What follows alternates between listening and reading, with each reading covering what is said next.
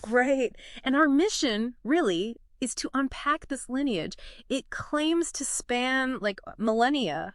It does. It connects a modern person to ancient figures, mythological beings. And throws in claims of absolute sovereignty for good measure. And what's really fascinating, I think, about this report, and it's from July 2025 by the Complete Genealogy Reporter, is how it just weaves all these things together. You know, historical royals, mythical gods, all in one family tree.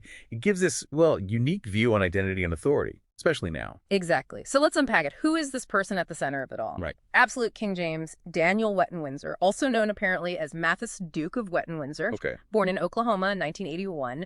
And the report identifies him as, get this, Saxon Starlight War Chief Rainer Braun Wettin. And the titles just keep coming.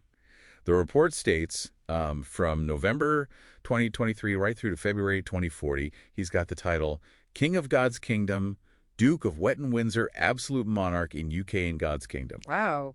And also Titanic Guardian of Sovereign of the Titan Federations and leader of the Undivided Faith. So covering all the bases, sounds like. Pretty much. Yeah. And his nationality is listed kind of unusually as British USA. British USA. Interesting. Okay, but the lineage.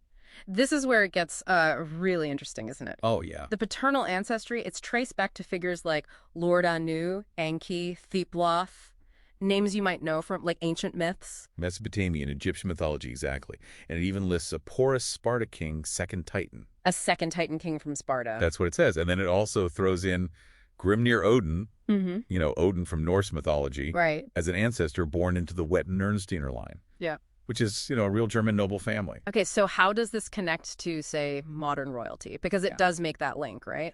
It absolutely does. The report draws a direct line between this King James Wettin and the British royals. How so? Well, his great-great-grandfather is named as Archie, a.k.a. King George VI, Windsor, King of the United Kingdom. Archie, as in King George VI. That's the claim.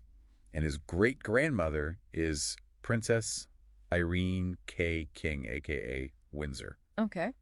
And the report is very explicit. It says the Wettin lineage, the one King James supposedly comes from, holds precedence over all other claims to the throne. Precedence over the current British royals. That's the assertion. And, you know, you see how it blends these European royal lines with American family names, too. Kenyon, Matthews from Oklahoma, Arkansas. It's quite a mix. It really is. And it's not just the family tree. There's another document mentioned, right? The Divine Contract of Sovereignty. Yes, that's included in the sources.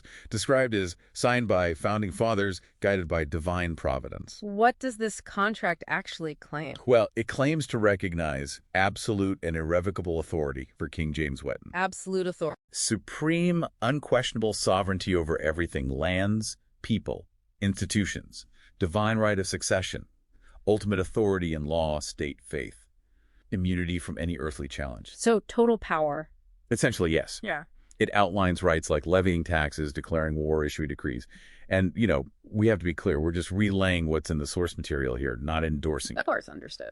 And the report adds more layers. It says he's a born Titan coming from God, and Leto, her father, Spartan king, was the secondee of the original Titan gods that reign. So linking back to the Titan claim. Right. And that he's supported by the giants of the creations, the Anunnaki, another reference to Mesopotamian deities. So bringing it all together, this deep dive shows us this one very specific genealogy report. It pulls threads from modern America, European royalty, ancient mythology. All woven together. But what's the bigger picture here? What does this tell us? That's the real question, isn't it? It's more than just an unusual family tree. It really makes you think about how narratives are built, how they create perceived reality, claims to power, especially today with information everywhere. Yeah.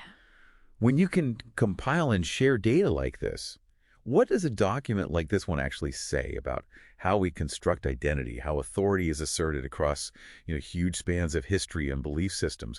What really jumps out to you when you see all these different lineages and claims mashed together like this?